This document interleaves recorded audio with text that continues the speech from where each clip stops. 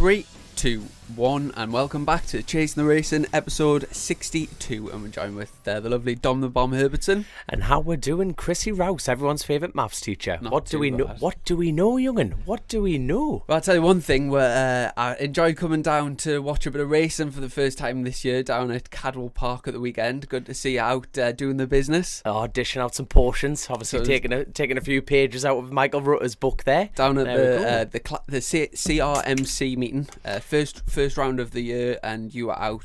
Well, I was going to say you were out nearly every other race, weren't you? Your 350s, your 500.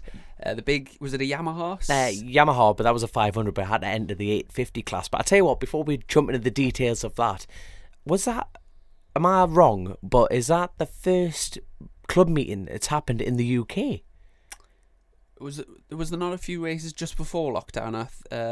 No. I meant, sorry, after, the dreaded C word that we love on this show so much. Yeah, I think so. I think that is the first meeting that's ran. Actually, the chap who owns MS3 Racing, the track, he flew in his helicopter to come see how it's done. Now, can I just say, what a well-ran meeting that was.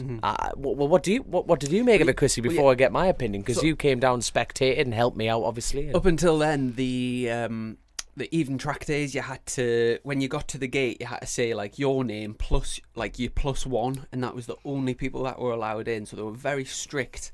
Even track days, no spectators whatsoever. So this was the first time that they allowed spectators in, and I was curious to see how they would sort of manage it with social distancing and what have you. And the paddock was pretty closed off, and basically, well, you couldn't have any spectators in at all, which was brilliant. For those that know the Cadwell Park paddock, you've got it's all been retarmacked. And then to the right of the paddock, you've got a kind of parking area, and usually you just, the people park up and go and have a walk around the paddock. It was like a trench in between, like a coned off trench, and you weren't allowed to cross over from the car park to the paddock. And so the crowd and the competitors were kept totally separate. No man's land in World War One here. That's a bit of a no man's land. We'll have a footy match. And to be honest, I think it seemed very well ran. What was the crowd like when you were going around the track? Was there fair few? I tell you what, there was as far as the CRMC is concerned, it actually is the biggest form of classic racing in Europe. Mm-hmm. It's like the BSB is such. It's the highest form of it, and I think it was really good for the CRMC, the fact that this was the first UK post-COVID shite. So, and it was good because I think it got a lot of attraction. I think there was a lot of people around the circuit, because normally they come in the paddock and they're floating around and there's people jumping in and out. Mm-hmm. But what was actually one of my favourite things was the fact that you could go to the toilet without queuing. The CAF was there. It was a lot more relaxed, especially as a rider's and the team's point of view. But I think they just did a fantastic job, and really, no one was taking the piss. Mm. People weren't jumping up and down, running around the place, and everyone was sort of had the gaps, and I thought it was a brilliant example of a well-ran meeting. Mm-hmm. But like you say, that I thought the crowds were big for it. Well, it is a club meeting at the end of the day. It's not World Superbikes at Cadwell. That was actually the first classic meeting that I've ever been to, so I really enjoyed the spectacle. And I know you've said before about the racing being real competitive, and you were absolutely spot on with that. Especially in the 350s, and the lads at the front of the pack are real pushing on, and even from the other bike's 1960 something. But the replicas, so they're brand new built. Yeah, but like you say, the actual chassis and the geometry is it's old school, isn't it? So, and to see how hard you were pushing the bikes, and to see the variations in the bikes in the different classes and stuff. You had some old two-strokes, and some bits that looked like they'd just been sort of thrown together in a shed and whatever. It was really good, and there was a good atmosphere in the paddock. Really enjoyed it, and it was fantastic to see you take a couple of race wins as well, and a new lap record on the 350, which is obviously doing Chasing the Racing proud. Oh, that's it. No, we expect nothing less. Oh, I know. The pressure's on for this championship of the British for you now, son. You know what I mean? I've turned up. I've dished out some put. No, but it was. I think I feel like I've invested a lot of time into myself over the winter. Trying to do as much pit biking and everything. I'm thinking, right, come on. Like I say, And as you know, I was very lucky. Manicures, pedicures, all that. Getting my hair done, hair gel and everything like that. The weight I've lost in body hair removal, you know, I've boosted Veets profit margins tremendously, Chrissy. But anyway, sorry, now I've got Veet running through my head here. Sorry, I got a very professional kind of. But where were we? You were saying that you've made a lot of investment in yourself, and you feel like that's. Yeah, and like Ian Robinson, you know, obviously like over the phone, you know, he's been helping us out, and we've been trying to figure out some little things to try and improve. And I got the Saturday, and I just went, you know, all right, I feel like I'm tramping on. Then you opened up the timesheets, and I think everyone, it was like Peter Boast. I tell you what, before I carry on going to that, we've got a bit of a trip planned, haven't we, for this weekend? So we've got a few riders coming in. So we've actually got Peter Boast lined up. So we'll get his side of this story. So anyway, Peter Boast out-qualified us on the 350. The 500 Honda, we had a bit of clutch issue. That was John Coates' bike, who we loaned to go racing on. The Yamaha, which is a 500 twin. Now, the idea is it's a twin cam overhead, which is the same design as a pattern. Now, patterns are like John McGuinness keeps winning the 500 Classic on it. So the idea is the team are building essentially a poor man's pattern, but trying to make it as competitive. Now, that's the first time I'd spun some serious laps, and I immediately felt at home on it. Mm-hmm. You weren't there for the Saturday, were you? No. So it was just bedding in. I was absolutely chopping into the times, and I thought, this is the first time it's properly spun laps. Absolutely over the moon. But the problem with that bike is we had a standard road gearbox, and it, well, to be blunt, it shit itself. There's no other word for it. I went at the bottom of the mountain, and it was just kept jumping in and out of gear, and you think, oh god. But it wasn't, as you know, like when you jump out with gear, you've manually got to select it in. When it goes into these false neutrals, you know, hit it. But this was jumping in and out like a like a bent selector fork in the gearbox. It was bouncing all over the place. But no, it eventually gave up the ghost going into the mountain into the first race, and I mean, woof, let go. But One thing I did notice watching the bikes, obviously you're allowed some some, you know, like in this, like upgrades that, you know, have been developed since 1960 odd. Yeah. You can stick some things on. One thing that I'm pretty sure you mustn't be allowed to put on is a what's it called, a slipper clutch. Because I was watching going into the hairpin, and my goodness me, everyone was coming over that another left sort of rise, back shifting, and then you could just see they were bracing themselves for like that snatch in the rear, like bouncing up and down before the engine catches up with the wheels. Oh, totally. But that's the thing. It's like proper riding, and it's almost back to basics. It's all full whiskey. You know what I mean? It's cables to carbs and tell you what, drum brakes and everything. Obviously, I've not seen you race that many times in the flesh, but for me, like that's as good as I've seen you ride. Especially on the 350, you look so at home. I was watching the through Hall bends, you know, your lines were spot on, and obviously Now hold on. That was after a little bit of debriefing with yourself. Now, like I'm very lucky that Davies, especially Colin Davies, you know, he's a full race engineer by trade, you know, and the couple of bits he says, look, you know, and Colin, and you've met Colin, he's dry as sticks. So when he says something, it's not malicious or he's trying to sugarcoat it. It's, look, son, what are you doing? You know what I mean? So when you come up over the mountain, the white line, it's like, what, are you scared of the white line or something, Dominic? I'm like, what do you mean you can't wait? Just get on the white line and then cross over. And then I started to calm down a bit more and started thinking about what I'm doing. Mm-hmm. And then I remember, what did I ring you? Saturday night going, Chrissy, I'm doing shite, qualifying times are shite, this has all gone wrong, I'm doing this, I'm doing that. I keep like Charlie's one, he can't. And I tell you what, even over the phone, Chrissy, you changed my ride massively. So I've got to thank you so much for that. Well, just little things like tip in a little earlier, look for that, look for this. And I'm going round in the morning, and we were doing, like me, Peter, and everyone in the grid, we were doing like 48s. Then obviously went home, like on the Saturday, had a good firm talking to myself, 3 pints of Peroni, had a fish finger sandwich. That's not a euphemism for anything, by the way. Had a good firm talking to myself and chat with you, and knocked 4 seconds off in the morning. So and the original lap record was a 144. Middle 144 middle. Yeah, Harley Rushton. So and unfortunately, he races for the same team as Jamie Coward races for in the classics. Like Ted Wolf, like 350s, 500s, and Cooper, he races for them as well. But Ted is vulnerable with this virus going around, so the team couldn't make it, which is unfortunate because like Harley's a hell of a pilot, and he listens to this.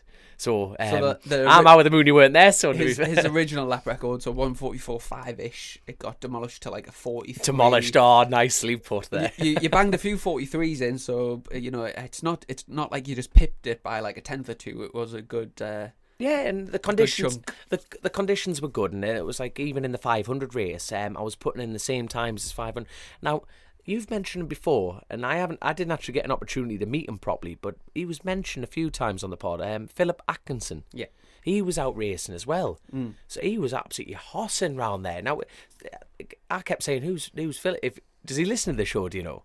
No idea. Oh, God, well, I'm not going to slag him off or anything, but it's... yeah, he apparently rides everything. Did he used to race against you? No, I'd not like that, you dozy pillock, man. Apart, like, no, he'd like classics, does try options. He's done like stock 1000. You were telling me a bit about him, weren't you? Yeah, I used to race against Phil in the Triumphs, but yeah, he does. He races the 250s at the. I think does North Gloucester still run a 250 GP championship? I think they do. He races the classics and the club racing and he always gets a ride with the Ducati options, and he's a busy man, busy.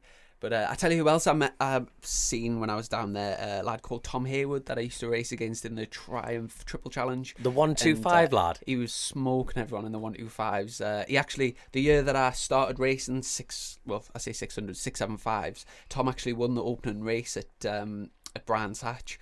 And you can tell he hasn't lost it. Like he was motoring on there. That's the thing with this, like even in the 500 class, we have some world like BSB rides, like Mark Cronshaw, he did BSB, and we've got Lee Hodge and nice set of leathers Mark's got with the Union Jack on. And aye, that's it. Oh, you'll have to be going only certain circles around the area. You'll have to be careful on that one. But no, I'm over the moon. You came absolutely over the moon. But so, like, what was your opinion on it? So, well, you kind of said, didn't you? It is hellish close racing. Yeah. But like I couldn't believe how much money's involved in terms of the bikes. Just looking as a spectator, I would have no comprehension of what something's worth. I genuinely would have no idea if you showed me a bike. I wouldn't have any idea if it was like 4,000 or 30,000. I'd literally no like understanding of it whatsoever. That's it. Well, obviously, my brother-in-law, my brain's on a seizure. I haven't been sleeping. Oh God, my brain's had a full-on seizure here. Well, so like a Sealy G50. Like my dad raced one of those. They're like around about 40-50 grand. That's what like Heffern was on, and his dad have got one. Then a short stroke engine. You're talking about price 15 grand, for an engine. Wow. And is it? Do you know, for these people that race them, is it a nostalgic thing like that? It sort of takes them back to when they were racing and sort of like. Well, no, it's just another form of racing. It's like it's proper engineering. Like that's the thing about classics. Everything's bespoke and everything's fine. It's like what the Davies have done. Have turned a CB500 into a proper race bike. It is, they reduce weight and doing this and they're refining everything. It's like when we went free tech racing, people get obsessed with that. Like you got British mini bikes, people get upset. Like it's just another discipline that people get involved in. But the thing about CRMC is we are all pushing the living crap out of these things. Because you saw a lad, Richard Molnar, he's a front runner in CB500s at Thundersport. Hell of a lad. Is that the lad on the Norton? Aye, you were showing it, and it was absolutely hossing. Like, and then you've got Alan Oversby, right? He was my teammate, an absolute living legend of a man. He's one of these lads who doesn't do any bike riding, like pit bikes or anything. He just swings his leg over on the bike and goes like the clappers, man. Absolutely howls around the track. And Alan turned up. Now he'll hate me for saying this, but he's 60. He'll be 60. He'd be 60 summit anyway, and he's putting in fastest lap speeds on the 500. He's absolutely howling. So, and it just shows that the caliber. Now, Alan Oversby and me and Jamie Coward are always battling for wins around the pre-TT at the 700 circuit, and it just shows if you're on a bike, you're going to go ride it as hard as you can. And I think if you get an opportunity, you've got to go to a CRMC. Yeah. Especially when, I think it was a well-ran meeting. I thought it was thoroughly enjoyable, son. Very thoroughly good, yeah. enjoyable. But I've probably missed out loads of things. It was great to meet all the team sponsors again. A few, obviously, we had to be distant and all that. Like Belgrave came down, John Chapman came down. He's a fantastic lad, and the Hafe family was there. They listened to the pod, so best get a shout out to the Hafe group there, because they sponsored the Birchill brothers. Yes. And they sponsor Jason O'Halloran in British Superbikes, and then sponsor the Davies team as well, which is fabulous. Jolly good of them, jolly good.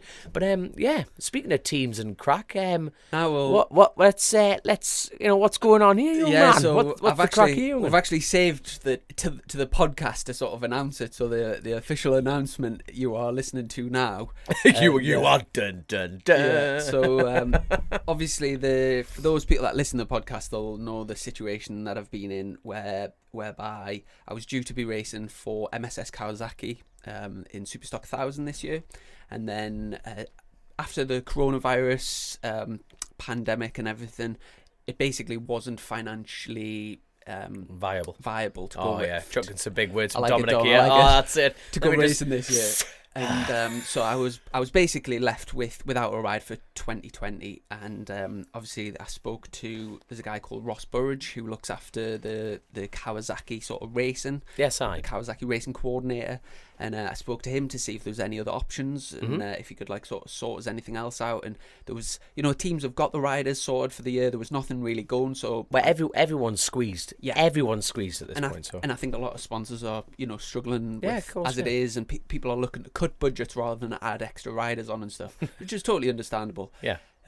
So yeah, basically I was left without a ride, and I spoke to a few friends and a few various people, and I got in touch with Crowe Performance down in Lincoln, and they've since last year they've been doing a lot of work on the Generation 4 for the new BMW. Yes, which obviously we've talked about loads on the podcast. And they actually had a spare bike. It wasn't quite up to Superstock spec as it was, but having had a conversation with them and sort of talked through the possibilities, I've managed to do a deal with them to basically hire a Gen 4 BMW. The team are going to put it's a hell of a lot of money to get the bike up to spec. With the BMW, you can get something called a calibration kit, which is, I think, around the sort of £5,000-6,000 mark, and it turns. Jeez. The bike itself is a weapon to start with. The road electronics and stuff, but for those last few tenths. Where you really need to be specific in terms of setting up engine brake and traction and all that type of stuff, and split throttles, you need this calibration kit. So the team I've just gone into soft focus there. Sorry, that was a lot to take on. And in order to go racing, spare wheels, there's various things. So yeah, I'm extremely grateful to everyone at Crowe Performance that they've basically put themselves out to get a bike sorted for us. And brilliant. Along with my personal sponsors, obviously, I mentioned on the podcast a few weeks ago about the situation I was in. The spreadsheet. NGK have been extremely helpful. They've sent us the awning. They actually sent us 2 awnings now. They've sent us the one that I put on, and then they've sent us another one. There's one for signing autographs, and the other one's for Piggy, is it? Do you know what? I don't think we're going to have a crowd in the paddock, so I'll probably just use one anyway. But they've been so good, so supportive. They sent us some chairs, mats, anything to help. They've been on it. And so I've got a little awning. A guy called Mark at Mac Tools Newcastle. I got in touch and explained the situation, and he sorted us out with a lovely toolbox and some new tools. Oh, I saw that the other day, but someone forgot the keys to open it. No, I did actually. I brought them. Oh, right, we're gonna have a look at that later on now, because he was dead. I'll tell you what, if you listen to this now and you think he's like, look, Tom, have a look at this. I'm like, you're a tit, aren't you? Yeah, left the keys. But anyway, so I'm putting together a nice little setup, and I spent yesterday and the day before just messaging around everybody that all the people that have helped us out in the past, all my personal sponsors, just explaining the situation.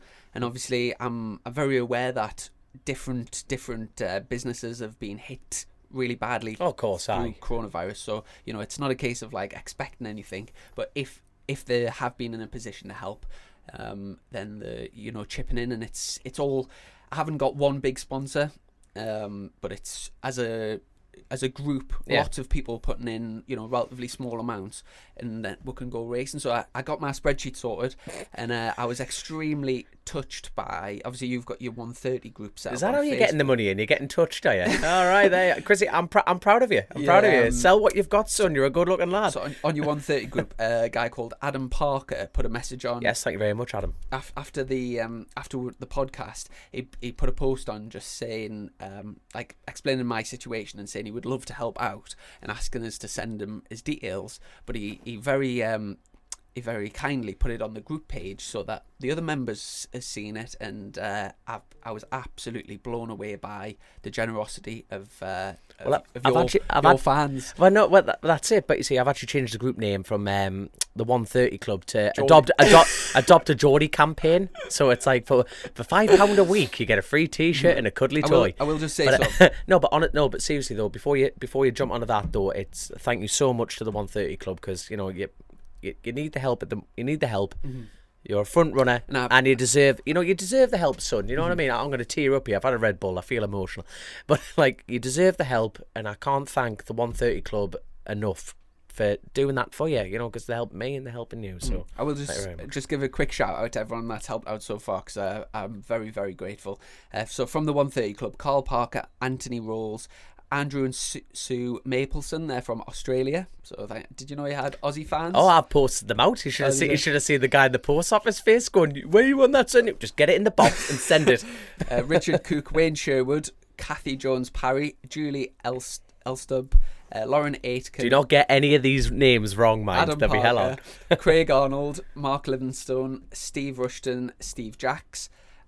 I think it's Mrs. D Lawson. Is yes, that right? Do you know the first Mrs. D Lawson? Anyway, it came through as on the PayPal thing. C Patterson, Mark Reynolds, our good friend Mark, and that knacker, SJ O'Brien. So absolutely blown away by the generosity, and like I said, I did make my spreadsheet, so if anyone would like to see it, feel free to drop us an email and I'll send it over. All you young ladies out there, And obviously over the last few days I've been getting in touch with my personal sponsors, and a few of them who have already helped us are really stepping up, and I've been blown away by the support. Alan Towell down at he sponsored the podcast before, actually. Purston Car Centre, he's really helping us out. A guy called Curtis Site Services, so CSS. It's on the front of my helmet, really helping us out. And that's just to name two. All my personal sponsors hugely helping us out. There we go for the YouTubers out there.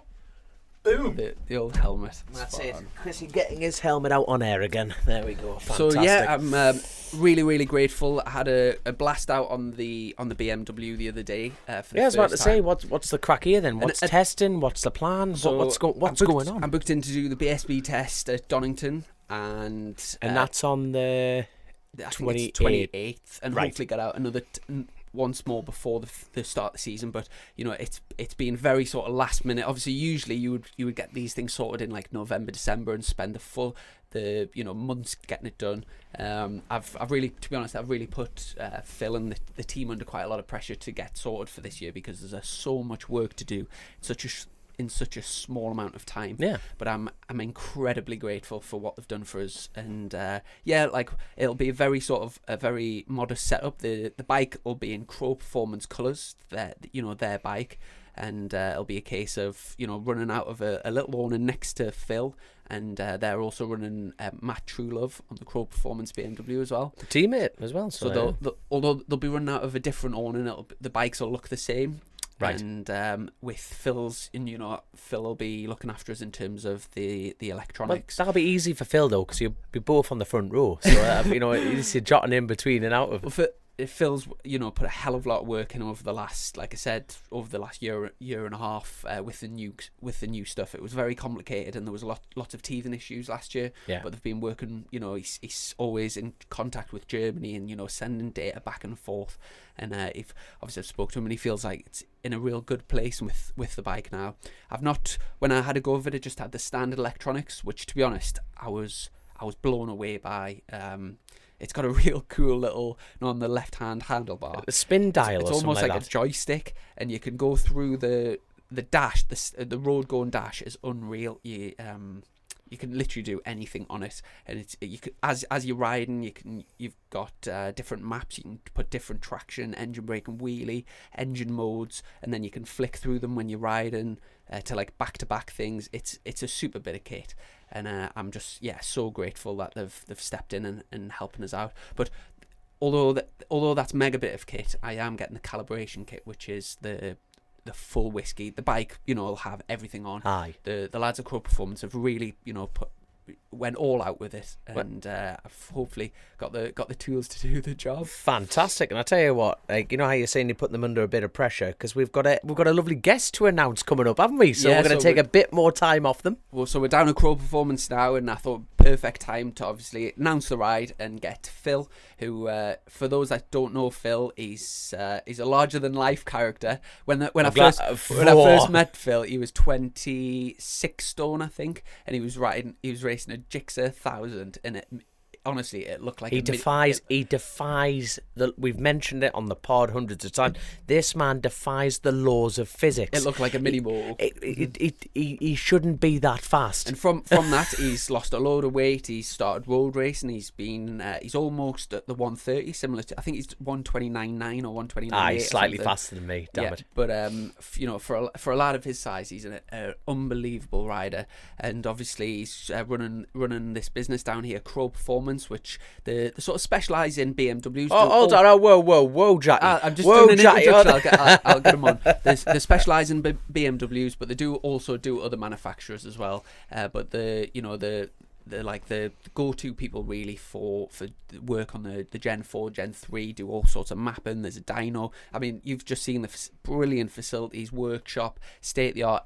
They literally do everything.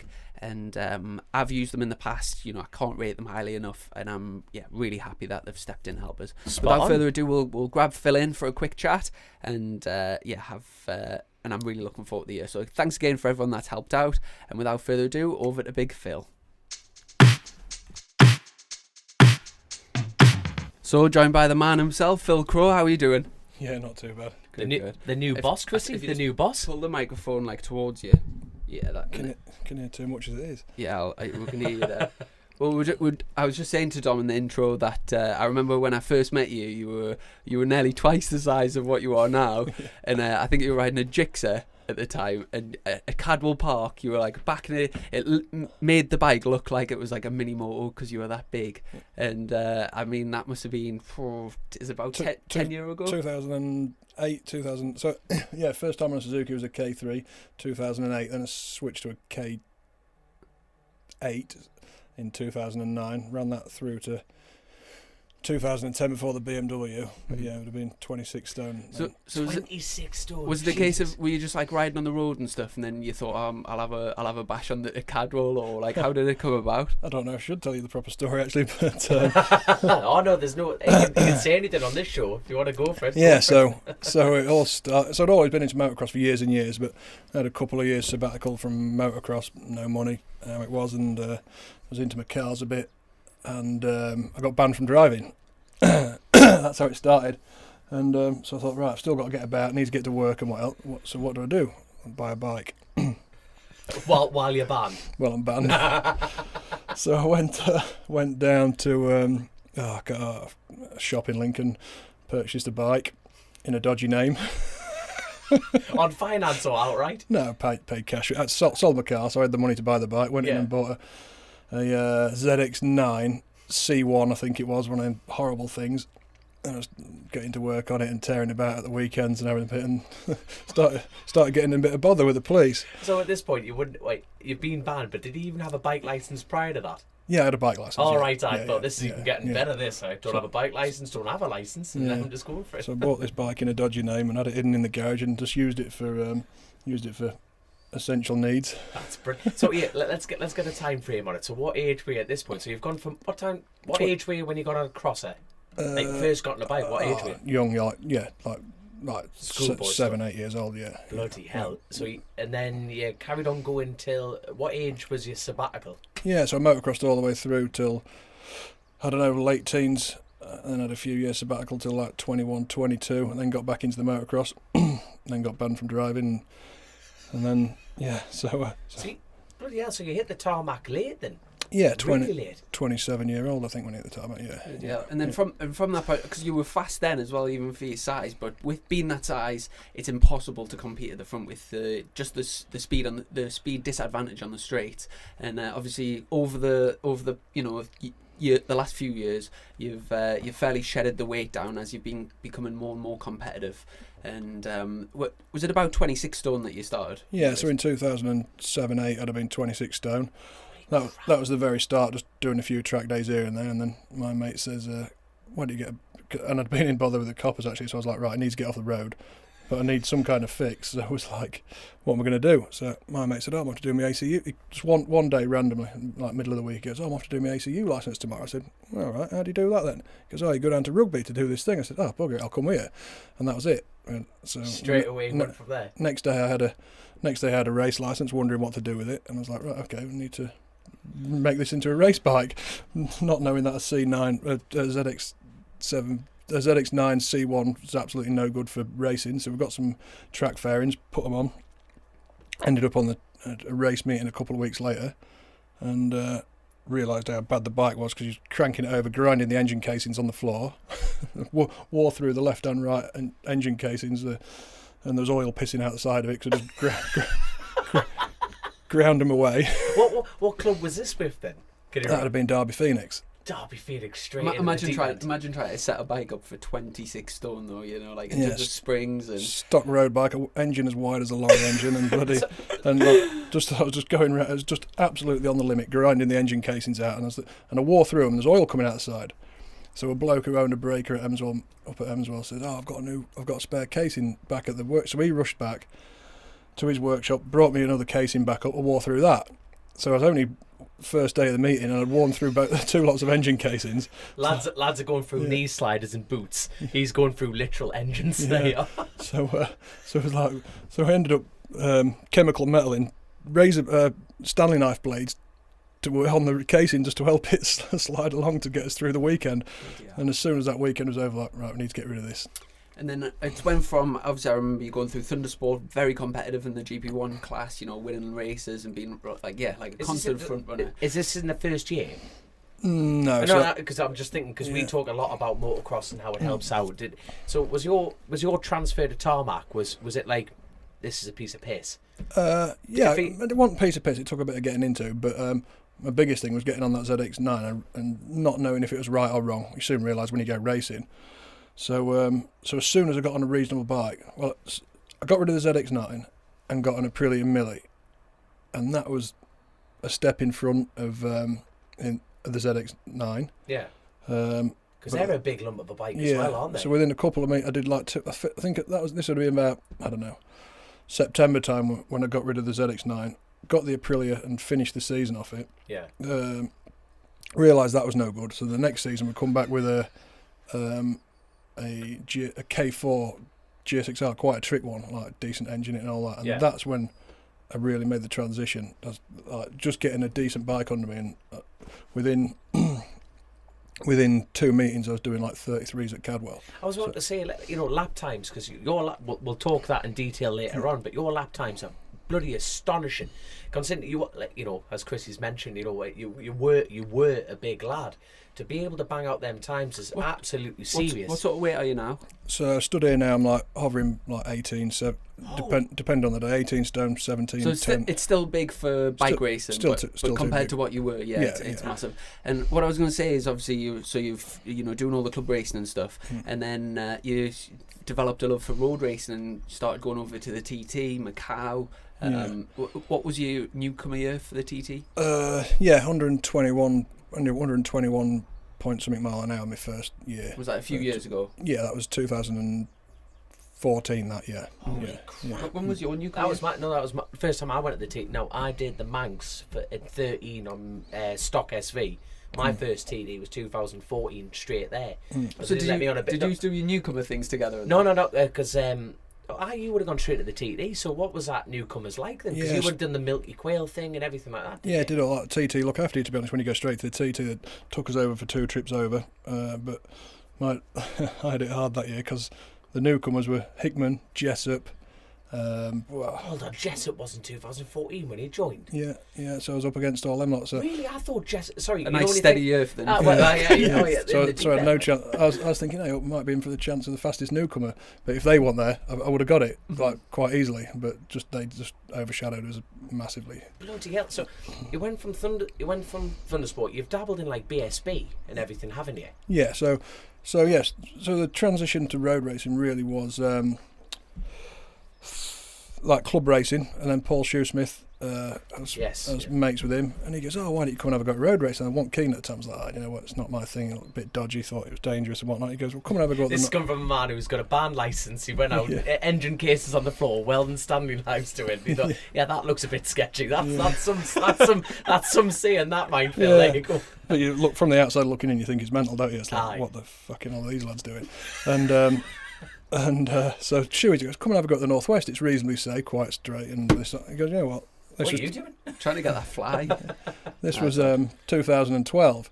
So I did 2 years in the Northwest, and then I was kind of into it. I think I might have done a Scarborough as well at some point. I can't remember. Didn't really like that.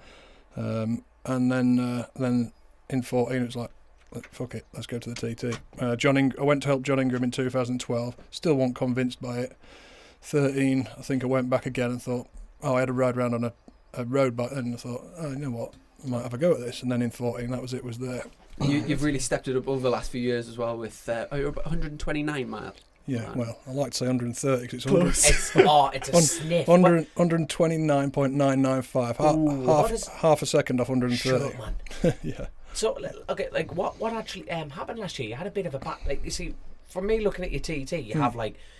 You have a shit luck year, you know what I mean, when nothing really goes right for you. Then the following year you compensate for that and you take a huge jump forward, and then you go back to a shit luck year. Yeah. So in theory you should win it next year. That's my theory. 132 was the aim this year, because on ideas we've done 131.5, I think. So it's that is some elevation, that mine. Now, is this on the new... You were the only person at the TT this year, one of the only people on the new Gen 4. No, one on a new bike, still on the old bike. But right. We'd set the target out after doing 129.95, looked at splits and ideals. It was like, right, 121.5's there. So there's a bit of progression. If we can link a lap together and put a bit more effort in, we should be able to crack 132. Yeah, Phil, to do that, and when you think of, like, say the Northwest's a good gauge because you're flat out on the straight for so long, and obviously you can get up to well over 200 miles an hour at top speed, flat in sixth. What are you giving away to the likes of Connor Cummins? With no slipstream, the fastest I've ever gone is 191 mile an hour. In the slipstream, I've done 196. No, tell a lie. Fastest I've ever gone without slipstream is 189 mile an hour. Is this on a bike? Yeah, on a bike, yeah. I've gone faster in my car. We'll get into that. So I'm easily 15 mile an hour down on the top lads with no toe. And so when you think of the lap, overall the lap, the lap time, you're at a huge disadvantage. Yeah. So, Northwest 200, I'm absolutely screwed. TT, not so bad because you've got loads of corners to make it up. Yeah, fair enough. Good. See, I'm surprised you went the Northwest is a great event, as we all know. It is a fantastic event, but I think that physical weight disadvantage at that point. So when you first went, what weight? I know we keep jumping on the weight thing, but I've said this on the pod hundreds of times. You are the only rider that can defy physics, man. You know what I mean? The fact that you are, because you shouldn't be able to do the speed you can do with being the size you were. You know what I mean? Yeah. It was absolutely phenomenal. Yeah, so, like when I first started road racing, I'd have been 24 stone, I'd have thought. So that was to the Northwest, maybe a bit over. But how were you doing in the race? Sorry, Chrissy, I'm just jumping on the gun here, but how in the races, like where were you? So, finishing? Took me a couple of years to get into it, but then I think the best result at the Northwest is either a 9th or 11th, something like that. In terms of setup difference from, like, say, me or Dom, I presume you have to go real high springs, really high tyre pressures to what sort of, like, roughly what sort of springs and tyre pressures are you get up to? Yeah, so I don't know how to put it into perspective so He's people putting can understand it. bars down the foot. Yeah. But we're like a third heavier spring-wise than anybody else would be generally. Like the average man. So big wheelbases are longer, seats are higher, handlebars are wider. It's like if any normal lad got on one of my bikes, they wouldn't even be able to ride it. And speaking of your bikes, obviously you've built this reputation as being the man to go to for BMW work, really. And obviously over the last year, you've went from a kind of one-man band just down the road from here, actually, and then you've sort of moved into this really, professional setup with it's got everything really, dyno room, full race workshop, road bike workshop, officers, all the parts and everything. It's extremely you've made a massive jump with it's a very professional outfit. And are you enjoying that? And with the Gen 4 just coming out last year, I presume you'll have been really busy, like doing like road to race conversions and everything. Yeah. So I've been flat out with it, but yeah, it's took a big business. It took a big turn over the last 2 years. A new partnership come together with one of my customers, Gabriel Peterson, going from a 1 or 2 man band in the workshop dealing with a small group of customers to now dealing with hundreds of customers and hundreds of bikes. So in one way I regret it, because the phone will be ping. Phone's pinging all the time. I'm stressed all the time with it. And a great time to come on a podcast and advertise your business. You know what I mean? Yeah, just keep ringing them, kids. Keep ringing them all the time. So what did you always train as a bike mechanic, or what was your first job, or was this just like you got on a bike, you went to a track day, knocked some engine casings, went, I fancy a stab at this. It's a bit of me, that. Always been into spanner, and I was a digger driver by trade for years. Right. So that kind of has its own mechanical element. So yeah, and having bikes all my life, you have an understanding of stuff, and then you just gain knowledge, same as anything. It's like you gain knowledge from everybody you meet and everybody you deal with. I did a lot of work with Ray Stringer back in the day. He was helping me build bikes, and he taught me a lot. And everybody who helped me in my racing, fortunately I was surrounded by a lot of people with knowledge who passed a lot on. So over the years, you just gain knowledge, and you get to a level where you can sell your knowledge to other people. So just for people that are listening, just outline exactly what you provide here with. So the business is Crowe Performance, and obviously you've got a website. Is it croweperformance.com? That's it. Yeah. And what services do you provide? Digging holes. Yeah, full everything bike, everything. Well, we specialise in BMWs, but we do other bikes. People think we don't do other bikes, but we do. But we're that busy with BMWs, we don't really need to take work in from anything else. And we've got a good association with BMW. They give us a lot of support and whatnot. So, so engine tuning, dyno work, bike builds, track bike builds, general maintenance. Do quite a lot of road stuff as well. I've seen while I've been here loads of road bikes in and out. And is that like sort of mapping and stuff like that? Yeah, do a lot of ECU mapping. We're probably one of the only people in the UK that can actually properly map the BMW ECUs. The BMW have got locked down that well that not many people can get into them, but we've got the capabilities to get into every parameter ECU, so we can map them properly. So that's a good side of the business for us. With the new obviously years you've been working on the Generation 3 BMW, and the Generation 4 came out last year, totally different bit of kit, and obviously a lot of teething problems, not just here, but with Hickman at the TT running like stock engine, and the Batham's team running them last year. Has it been a massive change for you working on the Gen 4, and what have you been working on? Yes, it's been a breath of fresh air, to be honest, because we've been through all the generations, and you put that much time into them, and you feel like you've expended all your resources, and nothing's getting much better, and you just get bored of it. So we'd had with the Gen 3, we'd had nearly 4 years of that, because that kind of went on 15, 16, 17, 18. So it's like, you get fed up with it. It's just the same thing. So the Gen 4 coming out was a breath of fresh air. It gave us new enthusiasm to get stuck in again. So we're learning again with these now, gaining knowledge and trying to pass that knowledge on. So is it at all similar to the Gen 3? Is it the player book of bikes? I hope. Come in, you little rat. Get yourself in another guest rider. Get yourself. Jesus, the pair of them here. Bloody hell. We've got the Neve lads on next, so we've got them all coming in. You can sit in and listen, lads, if you want, and we'll be wrapping up shortly. Like a horse.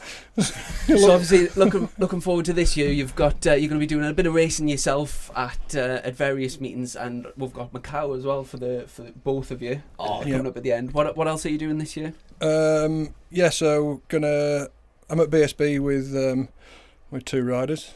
I've already announced it earlier. The shirt does give it away a slight touch there. Yeah, so I thought, you know what, we're doing that, so I'll have a go myself. So I'm going to do a few of those rounds myself. Okay. But my problem there has been on Pirellis, and I need to be on Dunlops for Macau, so I'll probably do the first couple or 3 rounds, and then drop out and get myself back in the groove on the Dunlops for Macau. That'll be the season. So I've got some club racing. We've got Thundersport next weekend coming. That's Donington Park, is it? Donington Park. So because you break lap records, and one of your good friends there, John Ingram. You are good friends, aren't you? Yeah. Oh, thank God for that. Sorry, because you two know. Because when you open the book at like Thundersport, you two are absolutely hammering tongue and proper chasing each other around the place. Yeah, it's good competition, like. But in all honesty, either Thundersport dropped off or we upped the game a little bit. But we used to remember a couple of years ago, we used to go there and there used to be 5 or 6 maybe riders that could win. In the last 2 years, there's probably only been 2 or 3, maybe 4 riders that could win. Right. It used to be a real good pack. So either we're a bit too quick for the class now, or we should let the other lads have a go at it and step back. But they need somebody to chase, don't they? Or it's dropped off a little bit, like the depth of the field of riders. There's a lot of people moved on to BSB, but Thundersport for us is always the best testing ground. You go there, loads of track time, always run perfectly. And you can do your own thing, can't you? Run your own fuel, run your own tyres. You can and generally you can go and have a race with numerous people. Like you get a lot of BSB lads turn up there. The depth of field might have dropped off a little bit for the regular Thundersport ones, but you always get a handful of like the fast lads from BSB testing. So you're guaranteed to get a race. You're not like. You're not turning up and pissing it. Yeah, you're not guaranteed to go there and win trophy hunting. You're always going to get a race. Yeah. Well, before we do, we've got the TT leaderboard game. So before we do that, I just want to ask you one last thing. I've got one more as well before you. For people with Gen 3s, obviously they might have seen the Gen 4s like out on track and stuff, but not really maybe not rode them themselves or don't know too much about them. Why should somebody price in the trade in the Gen 3 to get the Gen 4? What's the upgrades? What are the better things on the bike? The whole bike is just massively improved. There's not one element of the bike that really resembles the old bike. It's a total revision. It's the biggest revision BMW ever done, and they've improved in every area basically. Yeah, so if you're not going to buy one, don't test ride one, because you will be buying one if you test ride one. You've done quite a lot of work with Germany, with data and stuff, and sort of getting the bike set up to where it is now, haven't you? Yeah, so relationship started with Germany. I don't know, maybe 4 or 5 years ago. They'd been watching what I do and was interested. Knew we were big into the BMWs. It started with an invite to Germany to go for some training, and then I went back for another lot of training. And then they've been over to us to train us and help us, and we've just got a good relationship with them. And so every time we sit down with them lads, you learn a lot. And I was just talking to Dom about the bike I've ridden so far hasn't had the calibration kit on yet, so I'm really looking forward to trying the split throttles and the various other bits and pieces that come with the calibration kit. Just to explain very briefly to the people listening, what's the calibration kit all about, and how does the split throttles work? Calibration kit basically gives us full control of the ECU, like almost every parameter: throttle response, fuel, ignition, traction control, engine braking, and then the latest thing, which was actually banned in World Superbike a few years ago, I think, is the split throttle bodies. So BMW went about putting split throttle bodies on their bike like a standard. As a standard. So now that's back in World Superbikes. Basically it's a system that you can basically almost shut 2 cylinders down or close 2 throttle valves and have like a V-twin engine coming off the corners, and then have full power engine where you need it. So it just makes the power delivery much more manageable, like coming off real tight hairpins or where you don't want such an aggressive bike. It just flattens the power curve off and just lets you get stuck in. Mega. See, to be fast, you need to be almost you need that knowledge behind it. Now, would you say that how user friendly would you say that bike is? Now, to me, my brain's melted. I know I'm a woodcutter by trade and I'm not a mechanic, but that is just totally melted my head. So, if I bought a bike from you, how easy would that be for me to turn that into a usable package for Thundersport? I mean, you could run it without the kit electronics, but once you put the kit electronics on it, it gets technical. So you need some training. We're still learning, but we're ahead of the game with it for sure. We spent a lot of time with the German lads, out in Macau. They've been out to Jerez with us to train us and help us get set up. So we're picking knowledge up. Then we're using it ourselves. So we're practical.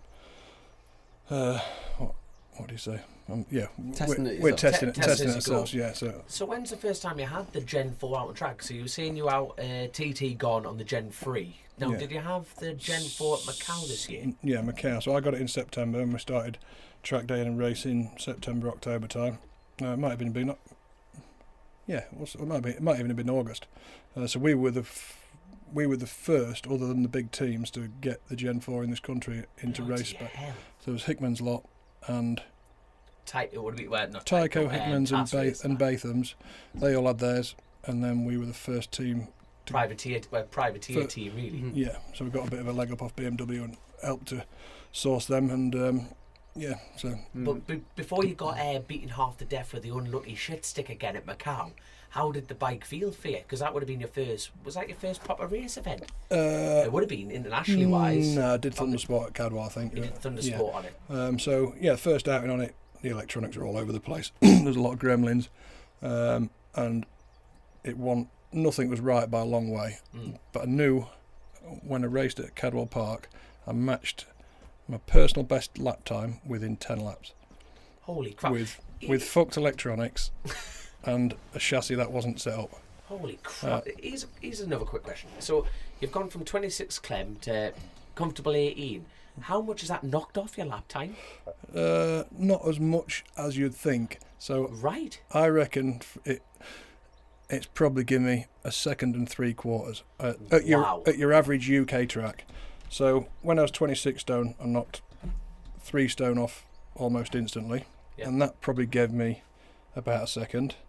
And then I went from say 23 stone down to 18 stone. And that gave me probably about another second, maybe 1.5 seconds. Yeah, so, right. So it wasn't as big as I thought it would be, but it's definitely helped. That, or? Definitely helped anyway. 100% helped. Yeah. Right, so you ready for your TT the leaderboard challenge? Yeah, I'm gonna win this now. I've had 2 attempts.